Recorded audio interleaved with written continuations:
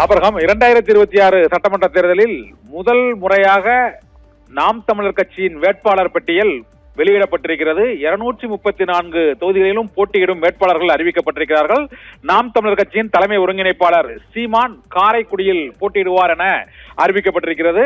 இதே போல ஒரே மேடையில் 117 ஆண் வேட்பாளர்கள் மற்றும் 117 பெண் வேட்பாளர்களை சீமான் அறிவித்திருக்கிறார். எடப்பாடி தொகுதியில் பிரியதர்சினி போட்டியிடுகிறார். மேட்டூரில் வித்யாராணி வீரப்பன் போட்டியிடுகிறார்.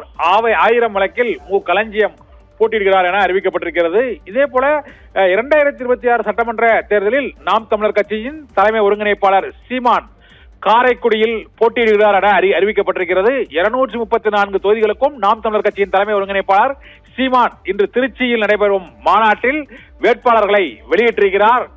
இதன்படி கிருஷ்ணராயபுரத்தில் வை சத்யா, குளித்தலையில் நன்மாறன், மணப்பாறையில் வழக்கறிஞர் அருணகிரி, திருவரங்கத்தில் தர்மராஜ், திருச்சிராப்பள்ளி மேற்கில் புவனேஸ்வரி,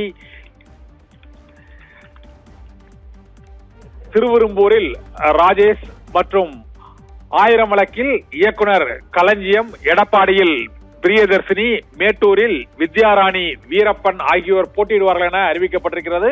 234 தொகுதிகளுக்கும் நாம் தமிழர் கட்சியின் வேட்பாளர்கள் அறிவிக்கப்பட்டிருக்கிறார்கள்.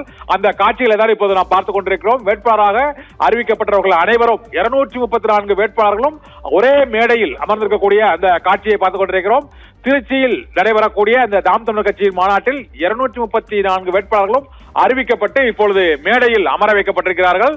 தமிழக சட்டமன்ற தேர்தலில் முதன்முறையாக நாம் தமிழர் கட்சி அனைத்து தொகுதிகளுக்கும் வேட்பாளர்களை அறிவித்திருக்கிறார்கள். மற்ற கட்சிகளில் இன்னும் தொகுதி பங்கீடு பேச்சுவார்த்தையே தொடங்காத சூழ்நிலையில் ஒவ்வொரு தேர்தலிலும் தனித்து போட்டியிடும் நாம் தமிழர் கட்சி இந்த முறையும் 234 தொகுதிகளுக்கும் போட்டியிடும் வேட்பாளர்களை அறிவித்திருக்கிறார்கள். பெண்களுக்கு பாதிக்கு பாதி, சரிபாதி பெண் வேட்பாளர்கள் அறிவிக்கப்பட்டிருக்கிறார்கள்.